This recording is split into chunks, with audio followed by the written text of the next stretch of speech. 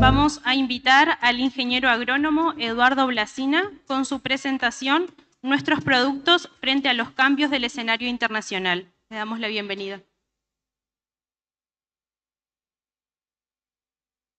Bueno, muy buenos días. Vamos a invitar a los que están conversando en el fondo o que se arrimen, o que salgan a conversar afuera o que se arrimen. Vamos a recordar los tiempos de docencia. Sí, ya probé, perfecto. Así que si podemos, vamos arrancando. De nuevo, los que están en el fondo, por favor.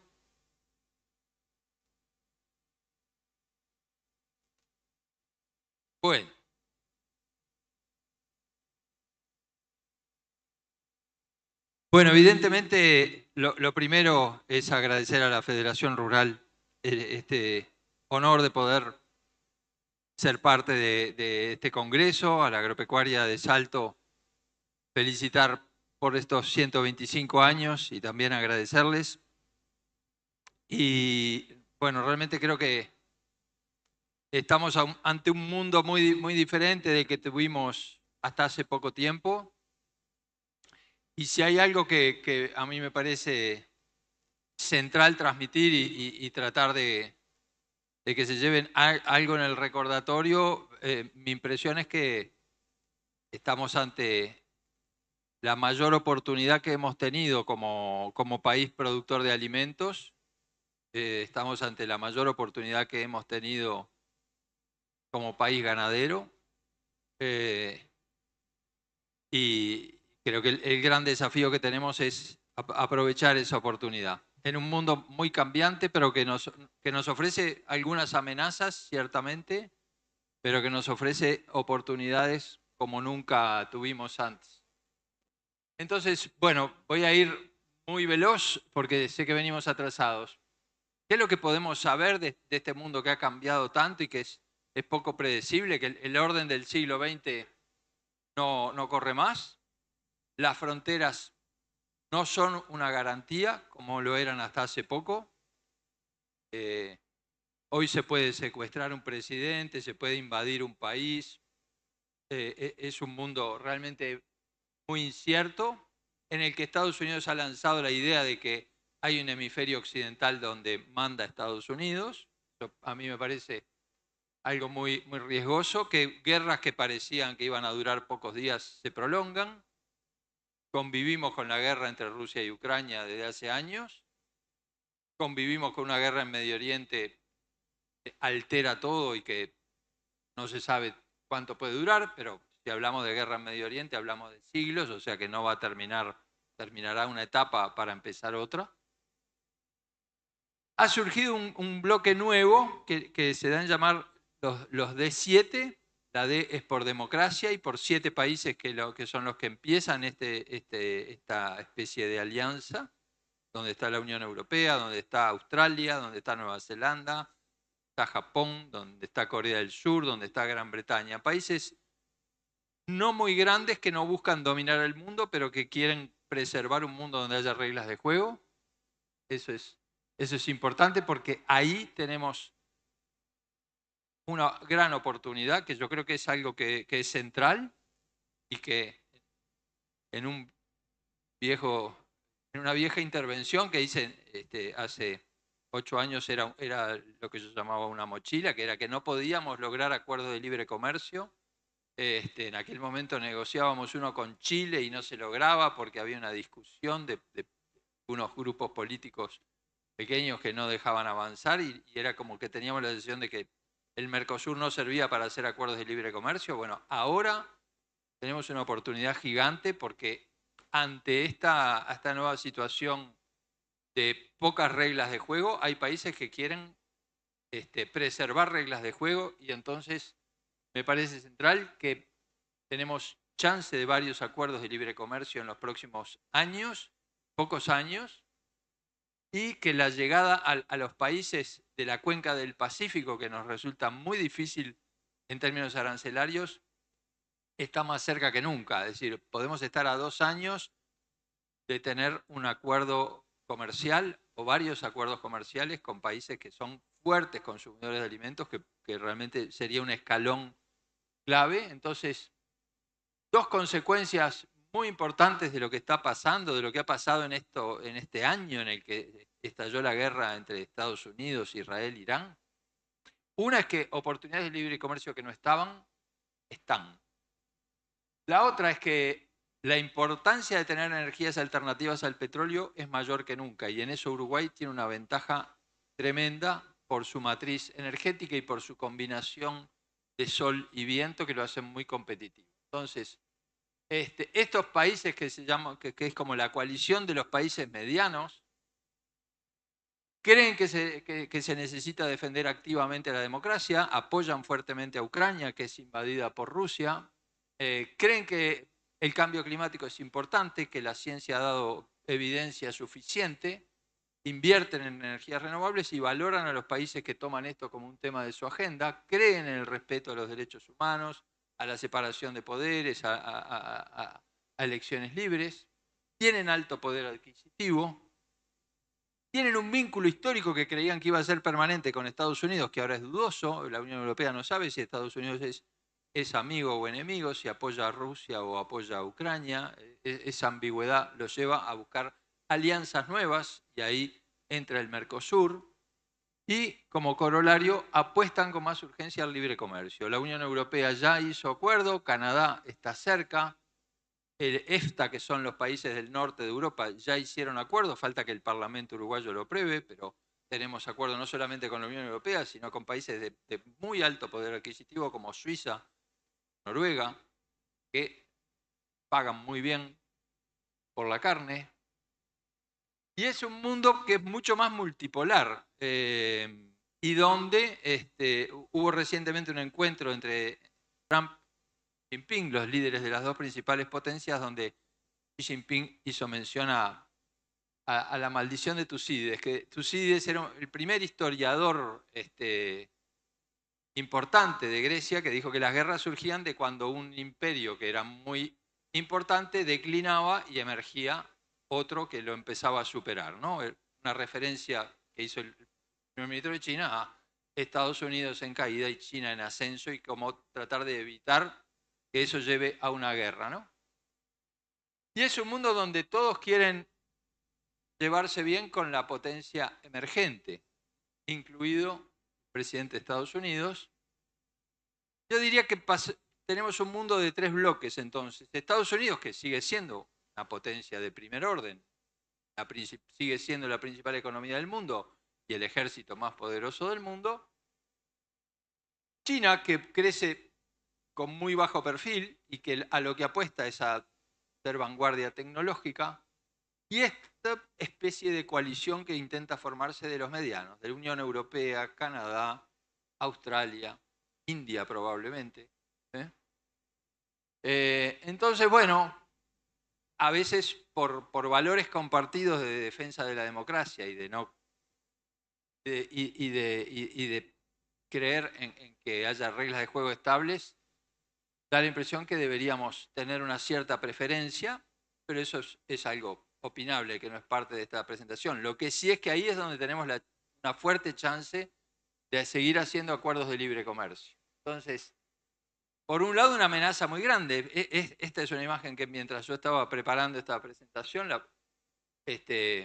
parece una caricatura, parece que lo hiciera alguien que se opone a Trump, pero esto es el propio Trump que pone esto en su red social. Hola Groenlandia, acá como vengo a conquistarte, ¿no? Es una cosa que a uno le parece un poco ridícula, pero la hace el presidente de Estados Unidos. Él mismo pone eso de la nada. Entonces, bueno, es un mundo muy incierto, porque así como pone la mirada en Groenlandia, la puede poner en otro lado. Y mientras tanto, un artículo que recomiendo, bueno, el largo camino de China para callada ir ganando en tecnología. Y yo no sé cuántos de ustedes vinieron en auto eléctrico hoy, pero les aseguro que en 5 años unos cuantos de ustedes van a venir en un auto eléctrico con alta chance de que venga de China. Pero China lo que hace es bajo perfil, crecer en tecnología, dominar tecnología y sobre todo tecnología vinculada a energías renovables. Entonces, bueno, acá una tapa de The Economist que me parece muy significativa, que dice, cuando veas a tu enemigo equivocarse, no lo interrumpas. Entonces, bueno, evidentemente esta etapa es tremendamente turbulenta. Todos los días vemos noticias que nos llaman mucho la atención. Lógicamente, ¿qué le conviene a Uruguay en términos de política exterior para mí? La estrategia de la perdiz. A mí desde chico me gustó siempre mucho caminar por el campo y cuando era chico me asombraba que la perdiz salía de al lado. Cuando casi estaba por pisarla, salía, pero si no, había muchas que que no las veía y, bueno, una de las cosas que creo que le da competitividad a Uruguay es preservar campo natural y qué maravilla es la perdiz como un ser vivo que se mimetiza con su entorno y cuanto más desapercibido pasa, esa es su ventaja, ¿no? Que no me vean, no soy poderosa, no vuelo rápido, no vuelo alto, mi estrategia es que no me vean. Bueno, en política internacional yo creo que Uruguay tiene que ser amigo de todo el mundo, pasar lo más desapercibido posible, sin estridencias y tratar de avanzar en estos 2 años como se está tratando de avanzar en hacerse amigo de todo el mundo. Acá hay 2 personalidades de este nuevo grupo que me parecen muy importantes. El primer ministro de Canadá me parece alguien muy interesante de escuchar y hizo un discurso en Davos que recomiendo siempre escuchar, que decía, bueno, en un mundo sin reglas tenemos que juntarnos los que queremos reglas. Y esta señora que a mí también me gusta mucho, desde todo punto de vista, que dijo hace 2 años, la solución a la guerra comercial está en acelerar la integración con otros bloques. Esta es una oportunidad para Uruguay de oro que tenemos que aprovechar. Los europeos que siempre le encontraban el pelo al huevo para hacer acuerdos, cuando vieron lo que era Trump, dijeron, ahora sí vamos a hacer acuerdos. Y lo mismo otros bloques que dicen, bueno, juntémonos los que queremos reglas de juego. Entonces, esa es una oportunidad que tenemos que en estos próximos 2, 3 años podemos ver cambios dramáticos a favor. En este D7 vamos a hacer seguramente acuerdo con Canadá y vamos a poder hacer acuerdos con otros países y hay 2 siglas que son muy difíciles de recordar, que son el TPP-CP y el RCEP. Estos son bloques de países que están mayoritariamente en Asia, que están en la cuenca del Pacífico, donde hoy cuando queremos exportar, los australianos entran con luz verde y nosotros entramos con luz amarilla pagando un arancel altísimo. Entonces, tenemos una alta chance de que nos abra y el gran desafío es cómo adaptamos nuestra producción a esta gente que tiene alto poder adquisitivo, por lo tanto tiene altas exigencias y acá sabemos que tenemos un tema que es el central de estos próximos años, que si queremos entrar nos van a pagar muy bien y nos van a exigir mucho. ¿Y qué nos van a exigir mucho? Que quieren comer carne, no quieren comer carne con etión, ni quieren comer carne con fluazurón, ni quieren comer carne con nada que no sea la proteína del músculo. Entonces, esto es central y todo lo que ya tenemos, que es un conjunto de cosas, de campo natural, de matriz energética limpia, de preocupación por el bienestar animal, todo eso, todo suma. Y lo otro que me parece que es importantísimo y donde también el campo natural es fundamental, que es la gente va a buscar, cuando tiene un alto poder adquisitivo, un sabor que sea propio de un lugar. Cuando queremos tomar un vino de alta calidad, bueno, es el vino tal, que viene de tal lado, que tiene tal suelo, que tiene lo que le llaman el terroir, ¿no?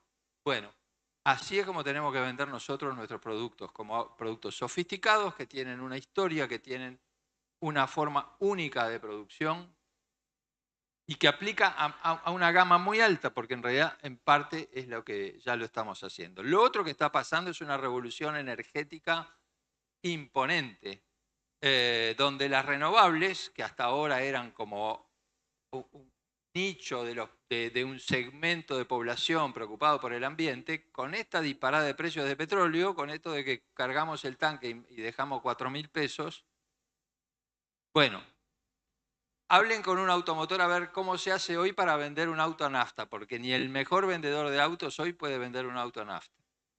Eso es un cambio muy importante donde nosotros ya estamos con una chapa muy buena para decir 98% de nuestra matriz energética ya es renovable. Nuestros productos tienen una huella baja. Este señor es el presidente de la Agencia Internacional de Energía, un turco que se llama Fatih Birol. Y lo importante es que él le da esta dimensión. Esta es la peor crisis energética de la historia.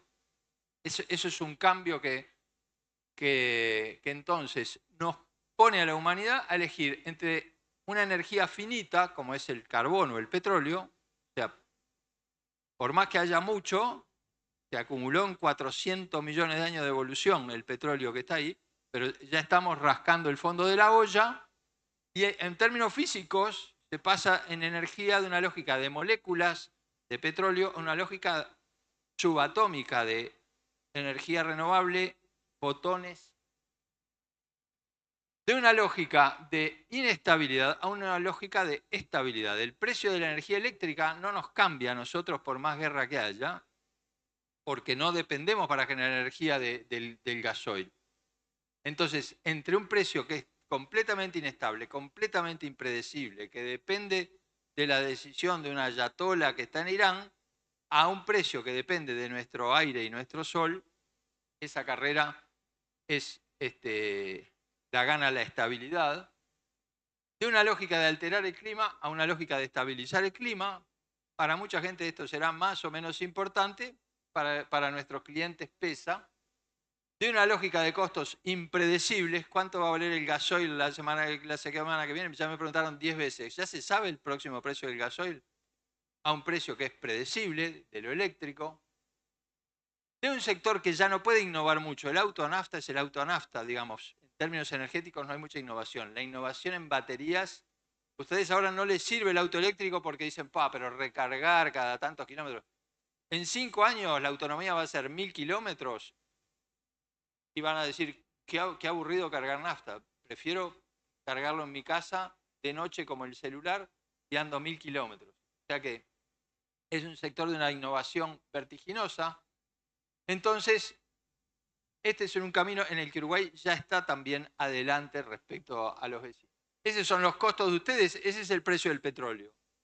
Un precio que a cada situación de explosión de demanda cuando China irrumpió en el año 2000 o después por cada guerra de Medio Oriente, ¡ping!, el precio para arriba.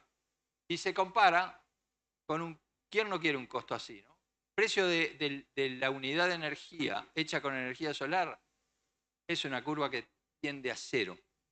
Entonces, eso es una revolución que está in the making, dirían en inglés, ¿no? Es una revolución que está arrancando con mucha fuerza.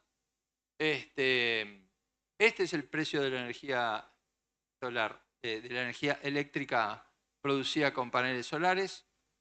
Bueno, es difícil competir con esto. Entonces, tres premisas que leía hace poco en un análisis de, bueno, ¿y qué pasa con el mercado de alimentos ante estos cambios? Uno que, bueno, no sabemos cómo puede terminar esto. Si Rusia ayer le tiró un dron a Rumania, por ejemplo, ¿no? Si Rusia dice, bueno, además de Ucrania voy a armar lío en toda Europa, esto no sabemos en qué va a derivar. Capaz que el lunes hay paz entre Estados Unidos e Irán, o capaz que el lunes la guerra se multiplica. O sea, hay un contexto muy cambiante que no podemos saber claramente, pero lo que apunta a esto, que es un estudio no uruguayo, es la competitividad depende cada vez más de tener fuentes de energía confiables y a un precio accesible. Y ahí Uruguay tiene un camino. Y lo otro, la competitividad requiere resiliencia. Las sequías, las inundaciones van a ser cada vez más frecuentes. Si su sistema de producción está preparado, tiene agua, tiene sombra, ustedes siguen las variables del clima y saben lo que puede venir 6 meses por delante, es una cosa. Si los agarra regalados la sequía y los parte al medio, es otra. Y una cosa que me pareció bien interesante a mí que plantea también es que hay que mirar con más mediano plazo, no solamente la rentabilidad de este ejercicio, que por supuesto es súper importante, pero también tener capacidad de mirar un par de jugadas para adelante y si tengo rentabilidad de corto plazo, pero tengo erosión, tengo aquello que siempre dijimos de pan para hoy, hambre para mañana. Este es el estudio que lo tiene allí, esas tres premisas, tiene varias más, que no los quiero aburrir, pero que me parecen tres premisas bien importantes. Fuerzas externas como la geopolítica y la tecnología van a tener un impacto fuerte, pero todavía no se puede saber exactamente cómo.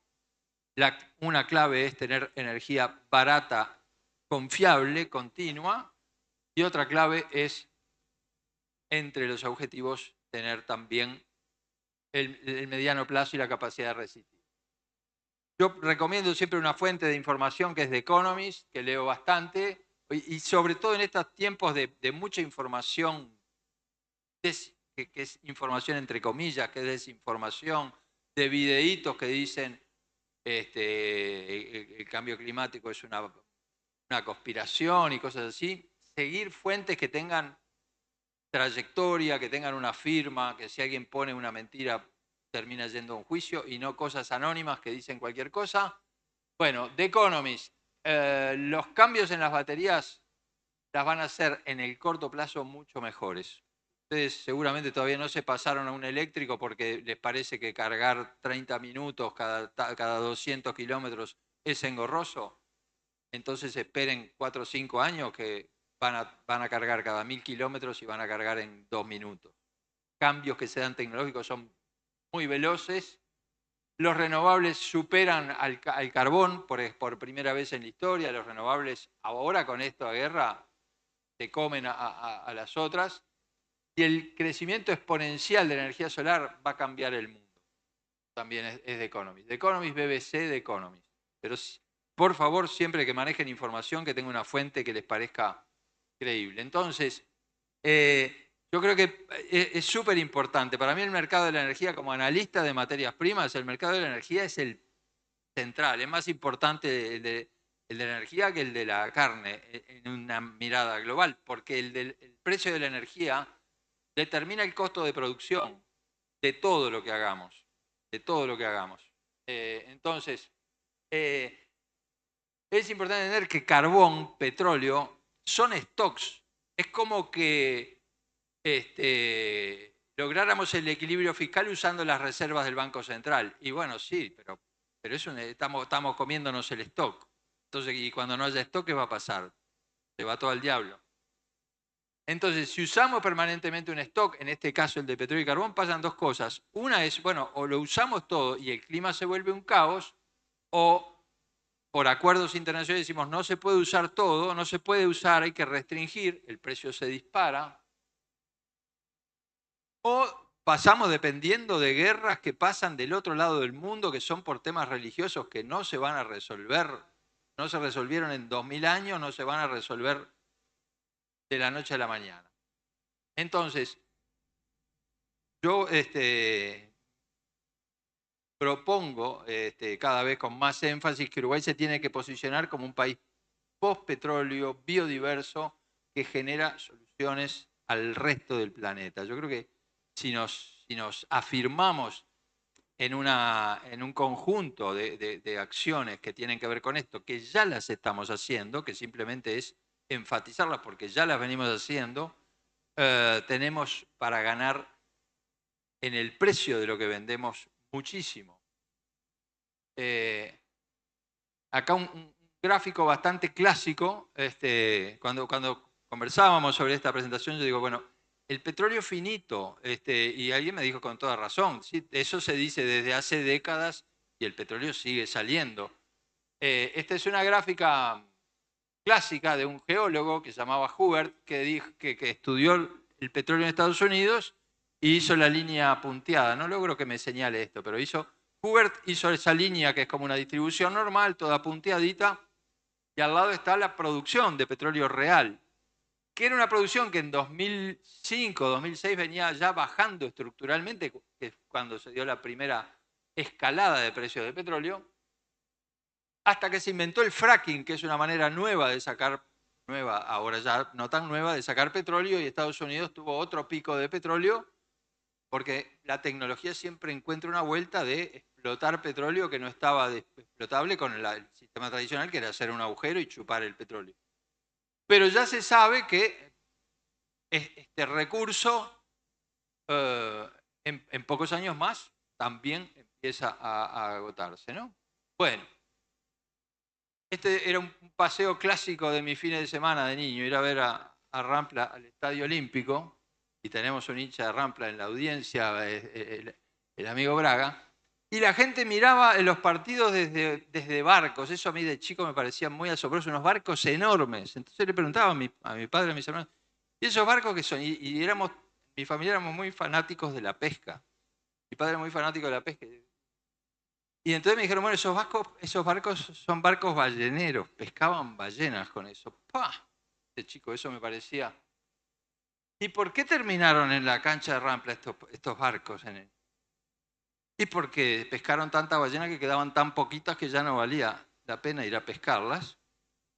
Y porque surgió el petróleo que sustituyó al aceite de grasa de ballena, que era lo que se usaba para iluminar las casas y para iluminar las ciudades más ricas, Nueva York. El petróleo fue el que terminó con la caza de ballenas como negocio. Es decir, el mercado de la energía funciona con transiciones que dicen, bueno, durante buena parte del siglo XVIII y XIX, el principal combustible era la grasa. En 1860 surge el petróleo y surge el querosene, y la grasa de ballena pasó a ser obsoleta, bajó el precio, había pocas ballenas y estos barcos no se fundieron, no quedaron ahí tirados, digamos, ¿no? Bueno, por ejemplo, Suiza trabajando en una hoja de ruta para terminar con esto de la energía fósil. Esta guerra es como le colmó la paciencia a los consumidores. Como dijo supongo que un suizo,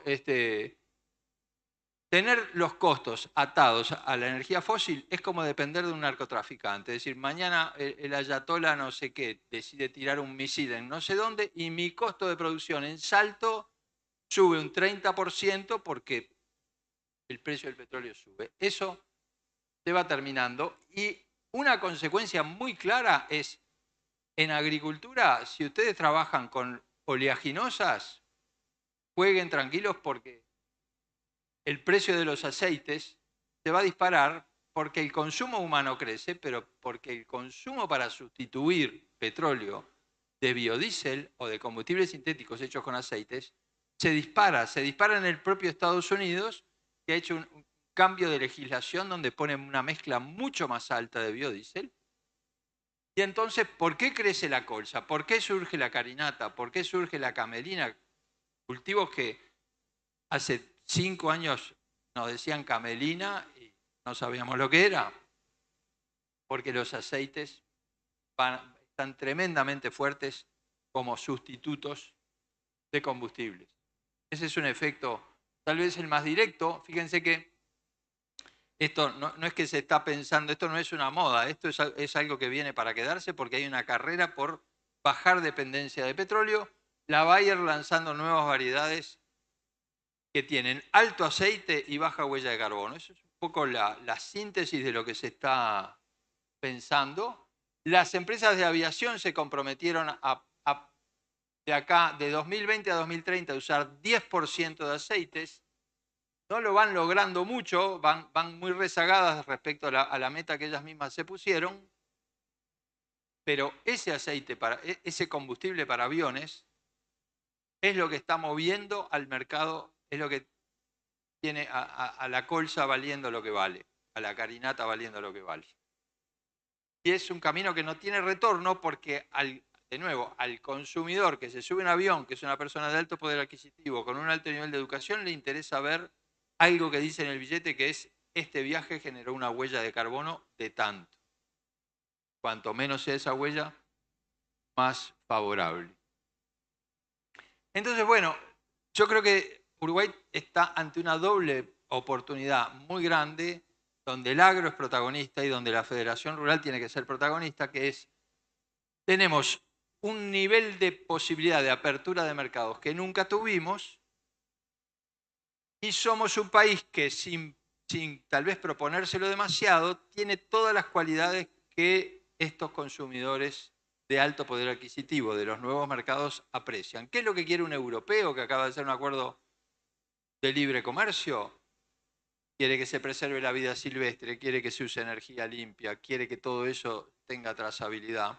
Y eso lo tenemos nosotros y no lo tiene ningún país del Mercosur. Entonces, tenemos una gran oportunidad, tal vez la mayor oportunidad de la historia para las oleaginosas. Tenemos la mayor oportunidad de la historia para carne vacuna, para carne ovina.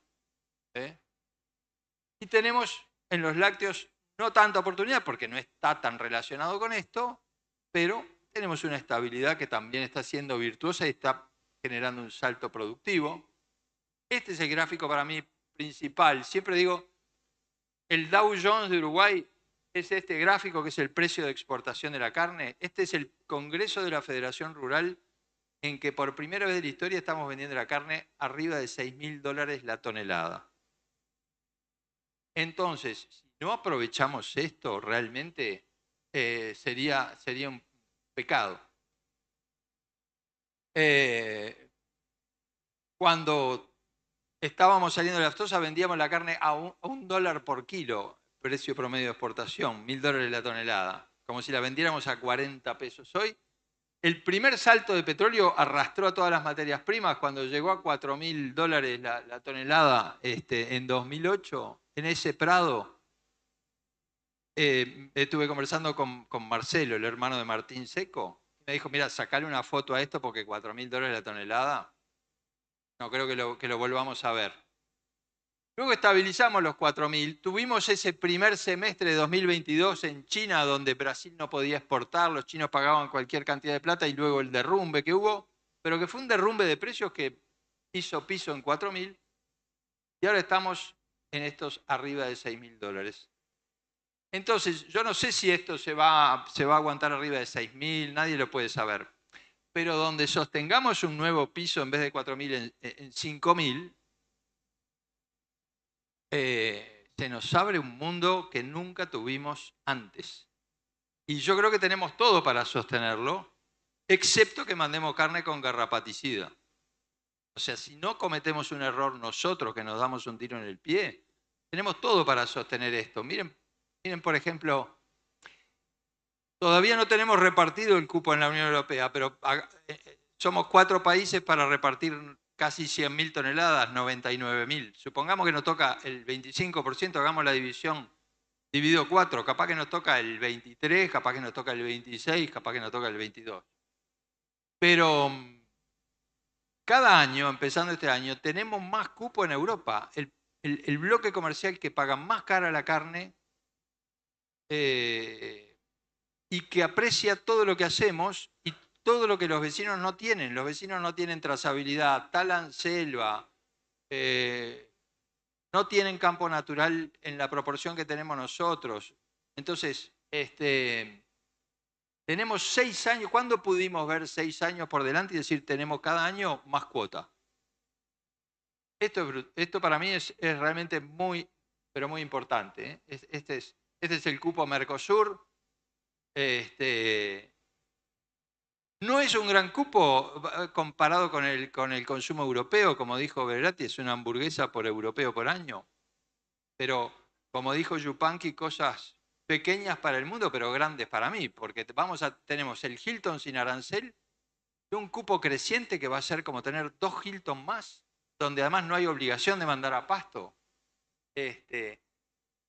Otra oportunidad gigante. China, en su cálculo de cuotas, metió años en los que Brasil y Australia exportaron muy poco y años en los que Estados Unidos no estaba tan fuerte y Uruguay exportó mucho. Entonces tenemos un cupo con China de 300.000 toneladas.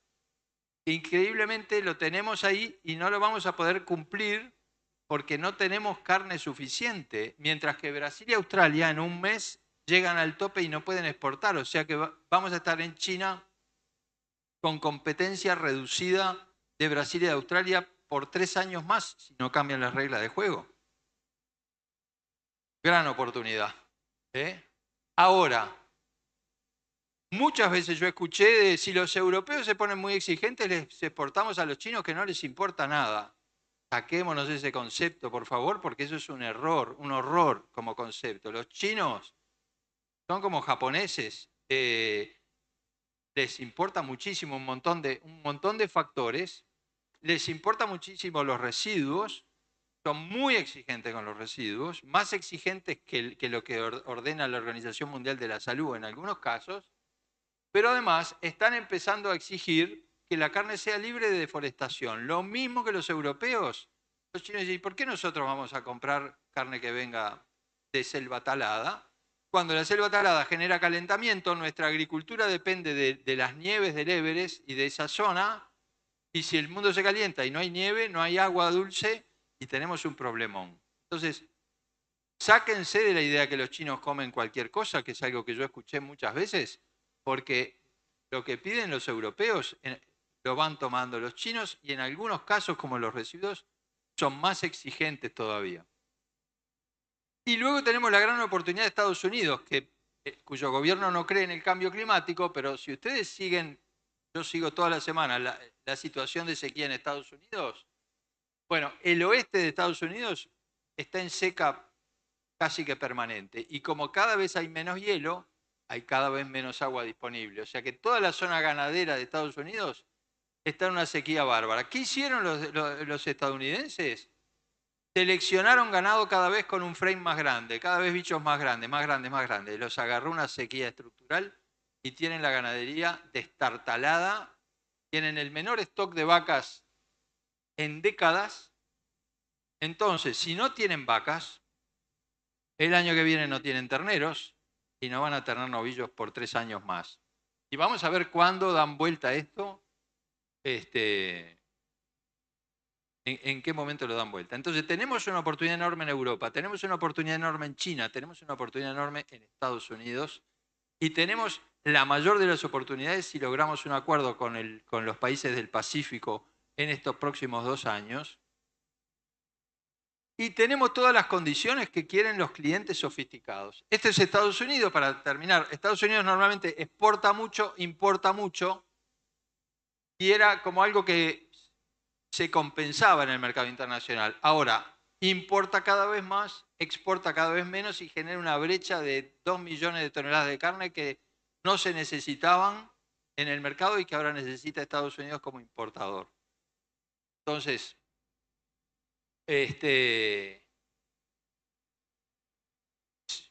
más estímulos me parece que no se pueden tener. Esta es la gráfica roja que yo decía es la principal. Este es el dato oficial de la semana pasada de INAC.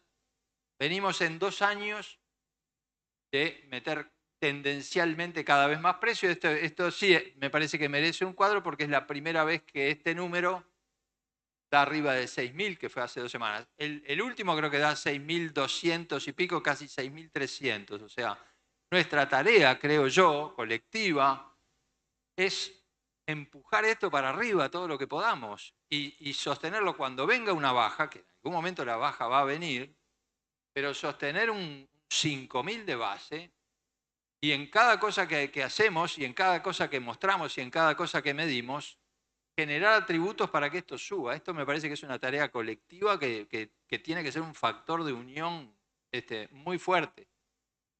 Porque además es un mercado que funciona muy transparentemente y esa gráfica de precio de exportación se traslada al precio del ternero. ¿Quién iba a decir ternero a $4? Cuando el auge del 2022 y llegó a $3, también era, bueno, esto pasó porque China pagó un disparate, $3 nunca más va a volver. Bueno, terneros a $4, ¿por qué no pueden pasar a ser lo normal? Y eso es una construcción en base a imagen. Entonces, en resumen, este año se implementa, además de Unión Europea, EFTA, los países de Noruega, Islandia, Suiza, países que no son muy grandes, pero que paguen ustedes un churrasco en un restaurante en Suiza y después vayan al República a pedir un préstamo, porque el precio que tiene la carne es demoledor. Y luego en el Pacífico tenemos dos autopistas ahí que estamos tratando de abrir, que una se llama TPP-CP y otra se llama RCEP. Son siglas difíciles de entender, pero básicamente son un montón de países de Asia, que si entramos ahí, y en este de acá está China, en el RCEP, en el RCEP está China, en el otro no está China, pero está Japón, Corea, Indonesia, Malasia, o sea, todos países de millones de personas con una clase media creciendo, con un ingreso creciente, y donde hoy no entramos porque Australia y Nueva Zelanda entran sin arancel. Pero en todos estos mercados es clave la reputación, porque para muchos europeos y para muchas personas del resto del mundo, Mercosur es talar selva, quemar selva, hacer las cosas más o menos, echar lo que esté a mano. Entonces ahí tenemos un conjunto de atributos que es no deforestación, que es una matriz energética limpia, pero que tiene que ser no residuos. Hay otro tema que está creciendo muchísimo, que es el de los microplásticos, que es fundamental y que es una oportunidad para la lana espectacular, porque las prendas con fibras derivadas de petróleo generan pequeños plásticos que no nos damos cuenta, pero entran en nuestro cuerpo y terminar con el cuerpo lleno de microplásticos para nadie es bueno. Terminan en un curso de agua, terminan en la carne del pescado. El tema de los microplásticos es un tema muy serio. Entonces, yo los invito a pensar y a trabajar pensar en qué pasa si estas fortalezas nos permiten tener terneros de $800 como una nueva normalidad. ¿Qué pasa si esta nueva situación nos permite tener lanas finas de $10 como una nueva normalidad, corderos a $6 como una nueva normalidad? ¿Y cómo hacemos para que esto persista? Porque esto tendrá sus vaivenes, pero tiene mucho de que construyamos nosotros la imagen de que somos el país más serio, más sofisticado, más prolijo. ¿Qué pasa si el precio del trigo y del maíz son permanentemente sostenidos en un piso bueno por una ganadería que cada vez consume más grano? Incluso puede llegar a ser el arroz. Entonces, y a mí me parece que los arroceros son los más rezagados en precios, pero tienen una interacción con la investigación nacional que me parece que tendría que también multiplicarse, porque los arroceros entran a INEA 33 como si fuera su casa y están continuamente generando innovaciones sin dejar de reclamar con toda la fuerza lo que entienden justo. Entonces, bueno, el cambio climático para mí es un tema central. Yo los voy a aburrir en cada presentación que me vean planteándoselos, pero he apostado un cordero a algún directivo de la Federación Rural de que 2026 o 2027 va a ser año récord absoluto de temperatura en el mundo. Y tenemos que tomar en cuenta que, excepto Estados Unidos, los países desarrollados deciden basados en ciencia. Y la ciencia en esto es bastante contundente. Entonces, los países desarrollados van a reclamar que los países sean parte de la solución, van a reclamar tener en cuenta la biodiversidad, tenemos que cuidar el campo natural a muerte y venderlo, van a reclamar que no se deforeste y acá, no porque seamos mejores que los vecinos, sino porque somos más templados que los vecinos y nunca tuvimos grandes selvas, no talamos nada. Van a reclamar que todo lo anterior sea verificable y tenemos el mejor sistema de trazabilidad y los países vecinos están discutiendo si trazabilidad sí, trazabilidad no.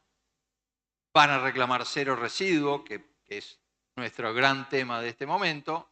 Pero en definitiva, van a reclamar no cosas que tenemos que pensar en hacer y cuánto cuestan, sino cosas que ya estamos haciendo, pero que tenemos que diferenciarnos de los que no la hacen. Tenemos que decir fuerte y claro, en el Mercosur, si quiere carne de la mejor calidad, por sabor, pero también por cómo es producida y por las garantías que da, la carne mejor es acá.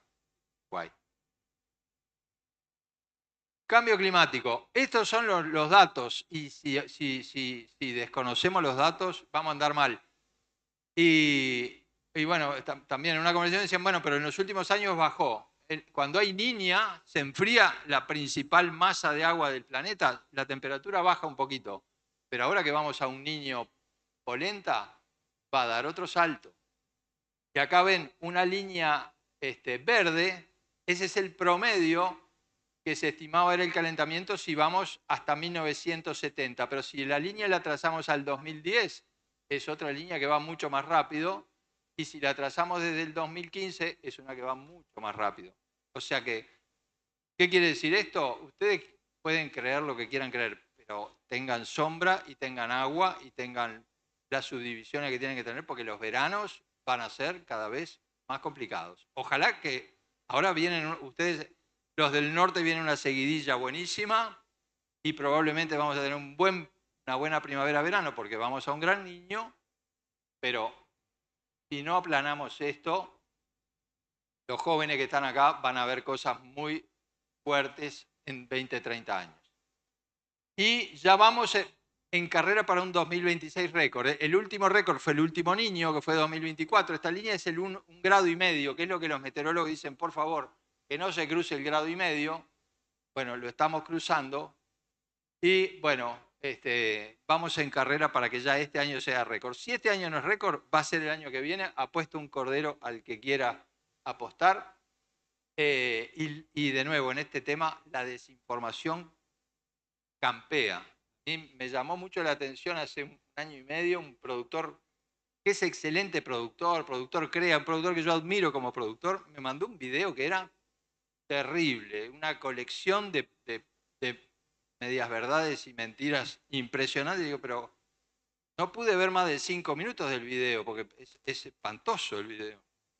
Dijo, no, miralo hasta el final y realmente logran convencer.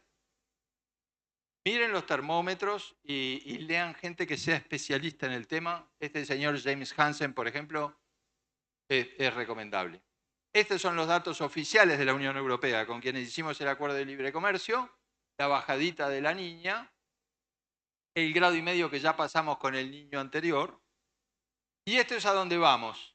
¿Va a ser un super niño o va a ser un niño común? Bueno, lo que dicen los australianos, que a los australianos el niño los mata porque son sequías realmente tremendas y son incendios brutales. El promedio de los pronósticos se va arriba, bastante arriba de 2 grados, o sea, arriba de 2 grados de anomalía es fuerte. Ustedes tienen que pensar esto como la fiebre. Si ustedes tienen 2 grados de fiebre, tienen 38,5, 39, están muy incómodos. Yo no creo que haya acá nadie que tenga 2 grados de fiebre. Ahora, si tienen 6 grados de fiebre, vayan a un hospital corriendo porque con 6 grados de fiebre, cualquiera de nosotros, si cruzamos los 41 grados, nos morimos. Porque, ¿qué pasa con el cambio climático? Uno dice, bueno, pero ¿qué tanto lío porque suba 1 grado, porque suba 2 grados? Cada grado es más grave que el anterior y con 6 grados de anomalía colapsa el sistema. Bueno, el Pacífico, vamos a ver, si se dan los modelos que van de la línea verde para arriba, vamos a ver acá inundaciones muy importantes, como la que pasó en Porto Alegre en el último niño, y en Australia vamos a ver una sequía muy importante. Y el calentamiento, los años de niña baja un poquito, los años de niño se sobrecalienta, porque lógicamente al calentarse el principal océano, pasa eso. Esto es lo que viene pasando con la temperatura. En junio vamos a entrar en niño y vamos a ver hasta dónde se va. Igual, si me dan a elegir, siempre niño antes que niña, ¿no? O sea, niña, ya sabemos lo que es la sequía que tuvieron. Esta pequeña niña al sur del Río Negro, en Soriano, reventó a la soja. Y aquel niño trajo sojas de rendimiento récord. O sea que por suerte tenemos un montón de ciencia, un montón de modelos que nos van permitiendo anticipar la jugada. Vamos a ver cuán alto va este pico. Pero bueno, para ir concluyendo, estamos, siento yo, ante una oportunidad enorme. Enorme porque la agricultura con las oleaginosas va, aunque sea difícil. Enorme porque la carne nunca tuvo una perspectiva así. Pero bueno, tenemos que ponernos este cartel de la garrapata y residuo es lo único que puede pincharnos el globo de un día para otro. Empezamos a mandar carne con residuos y nos cierra China y nos cierra Europa y no sé qué, y todo esto que dije pasa a ser todo lo contrario. Entonces, y lo otro, sigamos vacunando porque con el crecimiento, una hipótesis es que crece tanto el turismo que la gente visita zonas con aftosa y después en la suela de los zapatos, en la llanta del auto, lo que sea, pero está apareciendo aftosa en Europa, en Sudáfrica, o sea que más turismo y más movilidad, más problemas sanitarios. Y nos van a buscar el pelo del huevo, o sea, nos ofrecen un precio muy alto y nos ofrecen exigencias muy altas. Eso es así. Brasil tuvo problemas con la soja en China, nosotros tuvimos problemas con la soja en China. La Unión Europea amenaza, tiene a Brasil de que si no cambia un montón de cosas no le compra más ni carne, ni huevo, ni pollo, ni nada, y eso vence el 3 de septiembre, lo cual puede ser otra oportunidad gigante para Uruguay. Nos van a mirar con lupa, eso es garantido. Otra cosa que sustituye a los derivados de petróleo es la lana. Este buzo es merino y este color es merino sin teñir. Tengo unas medias que las puedo mostrar. Media blanca con ovejita negra, media negra con ovejita blanca, merino uruguayo. La lana la daban por muerta, no, la lana ya fue, ya pasó. Pero entra dentro de esta lógica. Somos un país que sustituye petróleo con la colza, somos un país que sustituye petróleo con la lana. Somos un país que sustituye petróleo porque usa campo natural, que no precisa andar metiendo gasoil. Bueno, y miren la lana en su revancha actual, ¿no? Que festejo. Y la lechería, que no participa mucho de todo esto, pero que a los quesos también los tiene que vender con estos atributos, con solo tener estabilidad de precios está teniendo un crecimiento brutal. Y también le toca la revolución esta energética. Esto es un grupo de WhatsApp de los miles que hay, de tamberos, donde un tambero puso, armé un sistema solar, soy un productor familiar. Y hoy, este sábado es hoy, queda generando. Y un productor del grupo le dice, ¿y para cuánto da? ¿Es de 10 kilowatts? El inversor no debería pagar con este sistema. Es decir, con la energía que le dan los paneles, deja de pagarle a la UTE. Deja de tener cuenta que para un tambo esto es, para mí, no sé, yo no soy especialista, recién habló un especialista, no voy a ser tan atrevido, pero si un tambo baja radicalmente su cuenta de luz, esto es un cambio fenomenal. O sea que una oportunidad nos llega por los atributos de nuestros productos y por el valor que podemos darlo, otra oportunidad nos llega porque también podemos bajar costos de cada techo, taparlo de paneles solares y bajar costos. Entonces, yo creo que Uruguay tiene un ecosistema de competitividad que nos lo tenemos que creer más y difundir más, que es, somos el único país exportador de carne que preservó campo natural a más del 50%. ¿Porque fuimos ecologistas? ¿Porque planificamos la valorización de la carne? No, porque la geografía nos mandaba o porque las cuentas nos mandaban. Pero lo cierto es que somos los únicos que tenemos eso y lo tenemos que usar como chapa. Somos el único libre de deforestación verificado. Pídanle ustedes a Paraguay, a Brasil o a Argentina que den pruebas absolutas de que no deforestamos. Nosotros no deforestamos porque no deforestamos, pero además porque tenemos un sistema pronto para demostrar lo que nadie tiene. Tenemos por virtud todavía, no sé de quién, desde los años 60 el monte nativo protegido por ley. Para los europeos esto es como escuchar a Mozart o a Bach. Tenemos suelos protegidos por ley, que nadie tiene.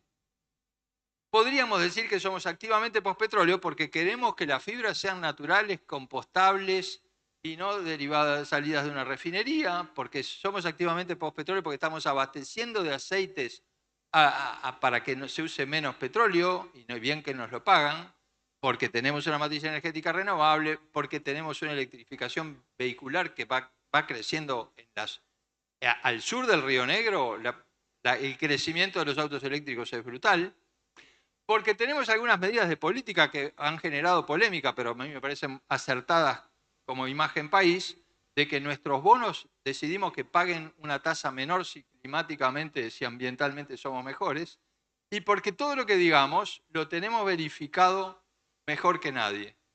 Pero tenemos que medir, yo creo que tenemos que medir más.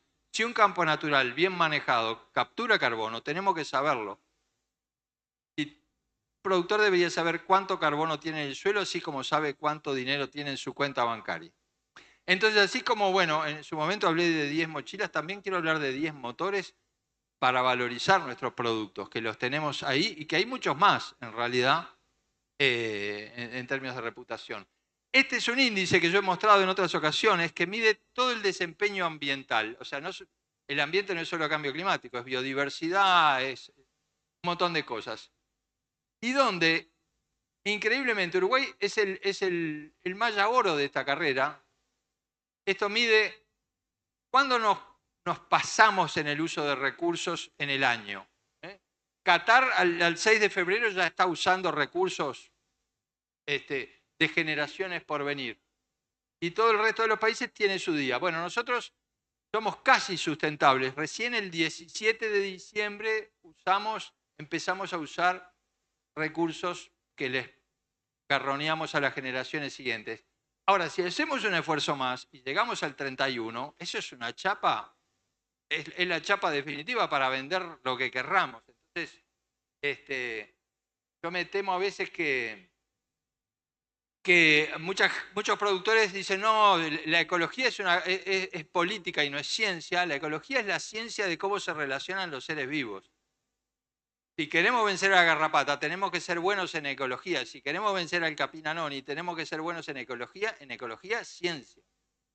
Y así es como nos ven. Cuando estalló la guerra apareció este video que tiene una vaca media flaquerona, lamentablemente, pero que tiene una vaca, un pajarito, y dice, Uruguay no tiene petróleo, no tiene oro, no tiene plata. Y sin embargo son ricos, porque tienen campo natural. Capaz que desearíamos que con un lotus, porque tienen una vaca que convive con un pájaro.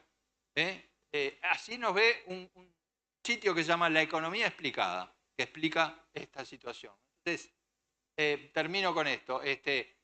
Yo creo que nunca hubo una oportunidad tan favorable como esta, especialmente para la cría.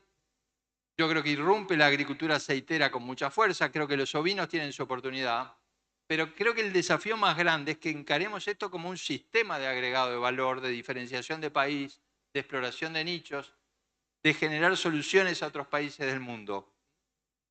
Y así construir un precio de exportación cada vez mejor que se traslada. Entonces, yo creo que el concepto que quisiera transmitir es que el tema de calidad ambiental ya no es una militancia de 3 grupos ecologistas, sino que es un requisito, sobre todo estos mercados que se nos van a abrir y que tal vez sin proponérnoslo demasiado ya estamos en esto, pero además que tenemos que bajar costos de energía y eso más que reclamar que no suba el gasoil es cómo dejo de usar gasoil o cómo uso menos gasoil. En los tractores lo vamos a seguir usando por mucho tiempo, pero en otras cosas no.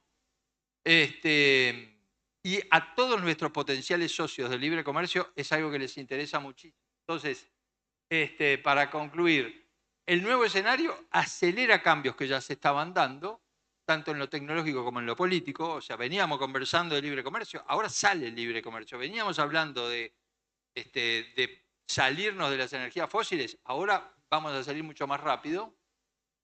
Y que lo que tenemos que lograr es darle un empujón al liderazgo competitivo que tiene el agro uruguayo, que capaz que no nos lo creemos demasiado. Yo creo que la Federación Rural tiene un papel fundamental.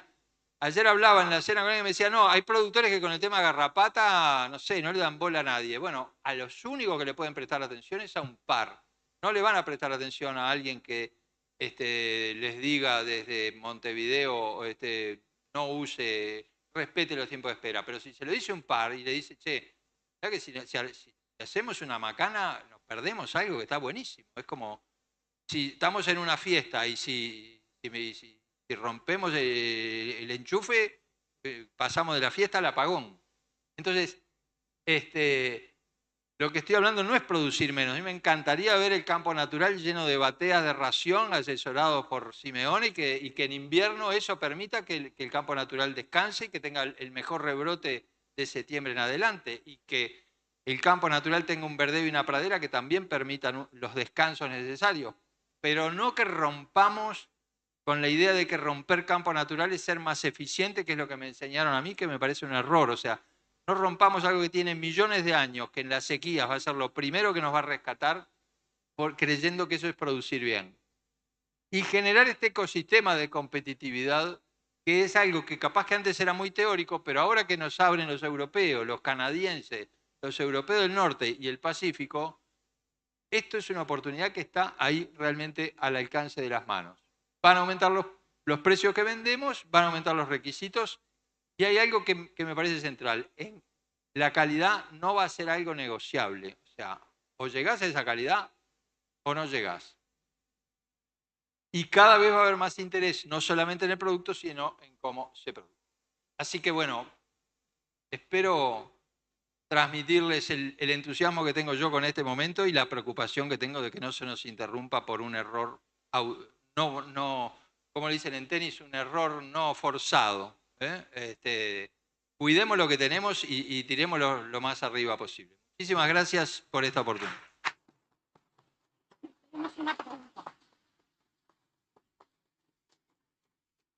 Bueno, buenísimo que haya preguntas. Bueno, muchas gracias, Eduardo, por la presentación. Muy interesante, nos hace repensar mucho cómo nos posicionamos ante la estructura internacional actual. La pregunta refiere a que, considerando la guerra y que esto acelera el juego de las energías renovables, ¿qué rol juega el petróleo que sale o saldrá de Venezuela en este contexto actual? ¿Qué rol juega? ¿Qué rol juega el petróleo de Venezuela? Y bueno, yo creo que mientras el presidente de Estados Unidos cree que lo que le da poder es acumular petróleo, el presidente de China cree que lo que le da poder es salirse del petróleo. Eso es algo súper interesante de ver. La estrategia de Trump es: tomo Venezuela y me quedo con las mayores reservas de petróleo, tomo Irán, otra fuente de petróleo muy grande. Con Irán le quedó grande y como dicen en inglés, masticó algo más grande de lo que puede tragar. Que en español tiene una versión un poquito más grosera. El petróleo de Venezuela le da poder a Estados Unidos. Y seguramente cuando termine la guerra con Irán, el precio del petróleo va a bajar hasta que venga la próxima guerra y vuelva a subir. La alternativa es un precio como el de la energía renovable. Incluso debería ser más bajo del que tenemos, pero que todos los años sube menos que la inflación. Y aún así permite pasarle a rentas generales un montón. Entonces, tiene un papel. Claramente vemos que Estados Unidos no invadió Venezuela para liberar al pueblo venezolano de una dictadura, porque sigue la misma camarilla que era dictadura antes, sigue estando ahora. Es la estrategia de Estados Unidos de quien domina el petróleo domina el mundo. Yo creo que, como dice The Economist, es un error y China está dejando que ese error suceda. O sea, porque es apostar a algo que está quedando obsoleto, y quien apuesta a lo que es vanguardia tecnológica en general termina siendo el que logra un mejor resultado. Muchas gracias por la respuesta. Invitamos a pasar a Ramiro Azambulla, vicepresidente de la Asociación Agropecuaria de Salto, para entregarle un reconocimiento.